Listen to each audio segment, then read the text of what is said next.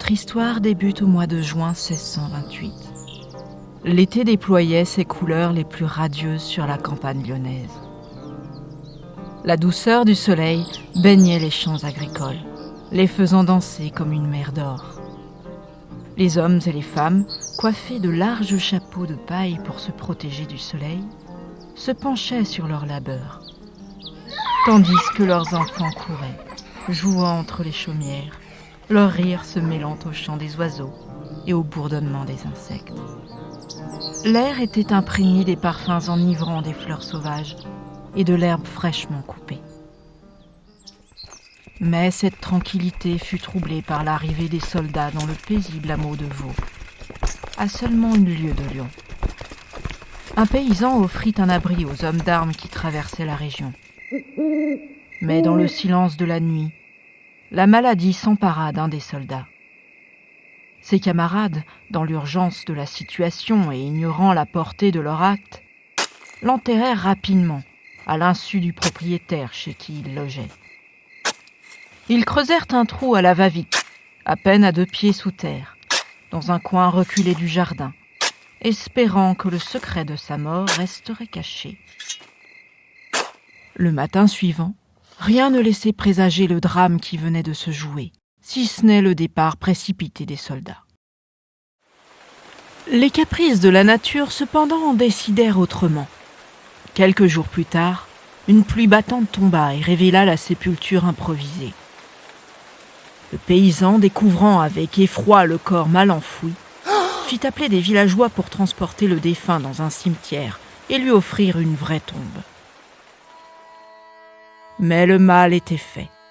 La mort avait déjà laissé son empreinte sur ceux qui avaient touché le corps. Les porteurs contractèrent eux aussi la peste. Puis toutes les maisons voisines furent contaminées, puis les villages alentours. La nouvelle se répandit comme une traînée de poudre. À Lyon, l'inquiétude grandissait, et le consulat lyonnais, conscient du danger imminent, ordonna de prendre des mesures drastiques. On décida alors de verrouiller le pont du Rhône et de surveiller de près les marchandises suspectes. En parallèle, des ordres furent donnés pour assainir les quartiers, nettoyer les latrines et veiller à la pureté de l'eau. Mais le destin parfois se joue de la meilleure des prévoyances. Le faubourg de la Guillotière, avec ses rues étroites et ses marchés animés, devint rapidement le nouveau foyer de l'épidémie. Des rumeurs couraient selon lesquelles des vêtements contaminés avaient été introduits en douce, propageant le maléfice jusqu'au cœur de Lyon. Et c'est ainsi que début août, une femme du quartier Saint-Georges fut transportée à l'hôpital en toute hâte. C'en était fait. La peste avait traversé le fleuve et avec elle l'ombre sombre de la mort. À mesure que l'automne s'approchait, l'étreinte de l'épidémie s'étendait inexorablement sur Lyon. Chaque matin, à la lueur blafarde de l'aurore, les rues de la ville se réveillaient plus silencieuses qu'auparavant. Les échos des lamentations se mêlaient à l'odeur du désespoir et de la mort. Mais ce n'était pas le cas pour tous. Ceux qui avaient des poches bien garnies avaient depuis longtemps abandonné les pavés de la ville pour les doux vallons de la campagne environnante. Ils regardaient la cité depuis leur refuge, espérant que les vents changeants épargneraient leur demeure de la contagion. Mais à Lyon, la réalité était tout autre. Les ruelles, autrefois animées, étaient maintenant peuplées d'ombre.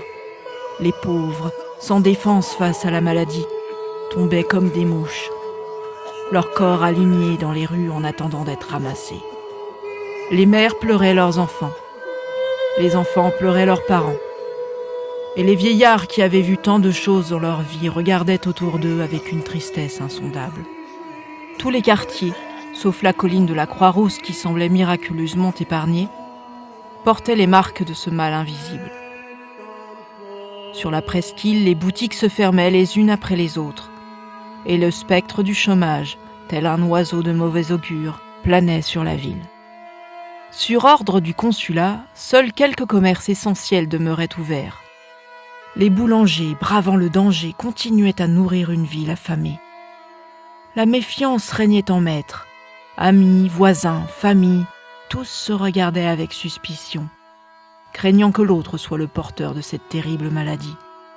Les quelques âmes qui osaient encore s'aventurer à l'extérieur marchaient d'un pas rapide, enjambant les morts. Ils dissimulaient leur visage sur leur manteau, pressant contre leur nez et leur bouche une petite boîte de parfum pour masquer l'odeur de puanteur qui régnait dans les rues.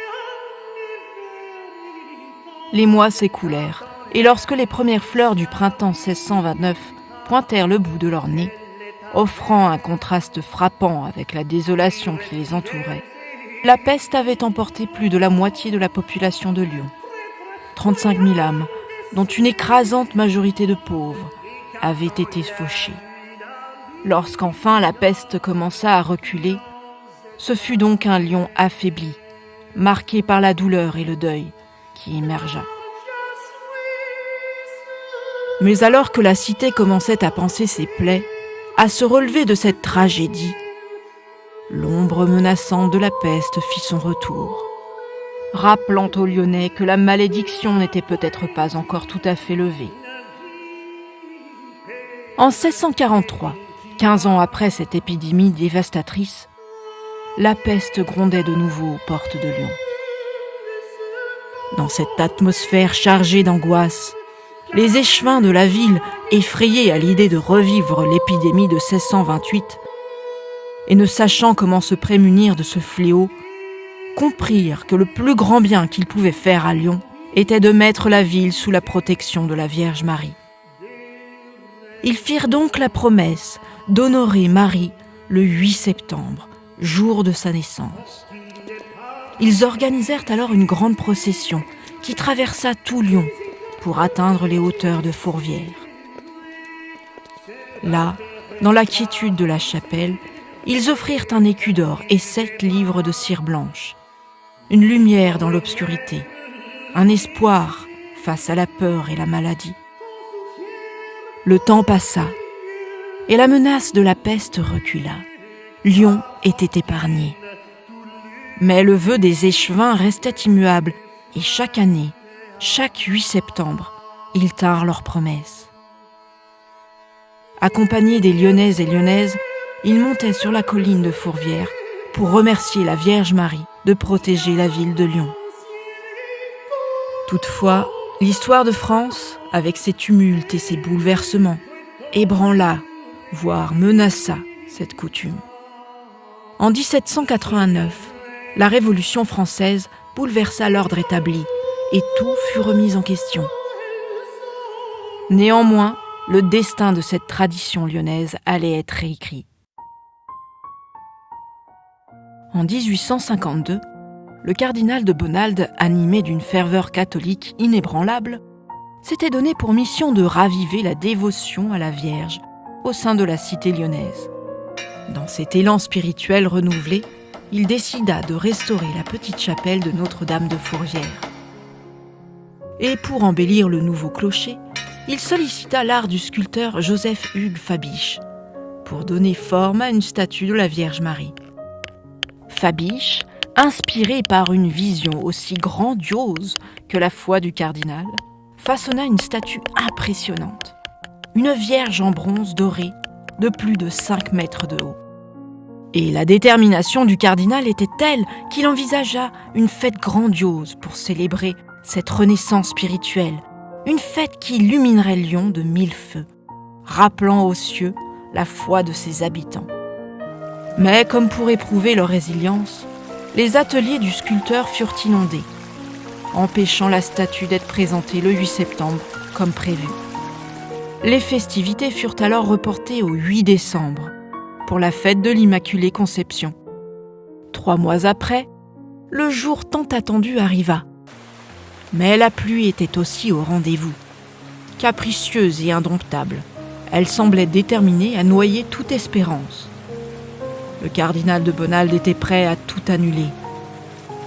Pourtant, à la tombée de la nuit, un miracle se produisit.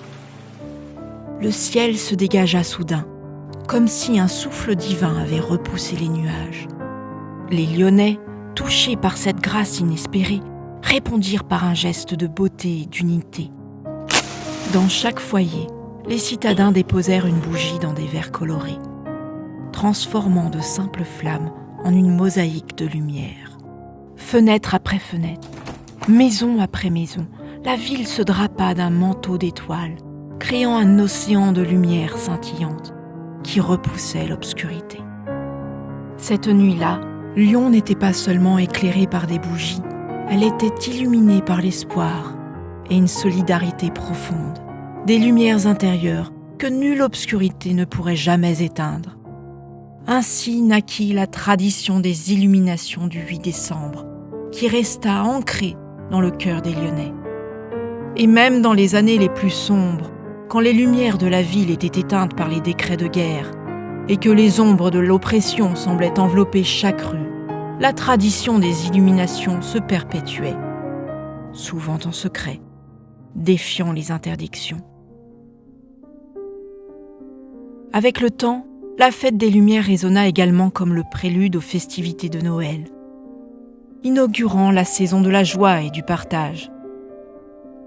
Alors que les petites flammes s'éveillaient dans la nuit, elles n'étaient pas seulement des emblèmes de tradition, mais aussi des messagères annonçant l'arrivée imminente des célébrations de Noël. Elles rappelaient aux habitants que, malgré les jours raccourcis et le froid mordant, l'esprit de fête était proche.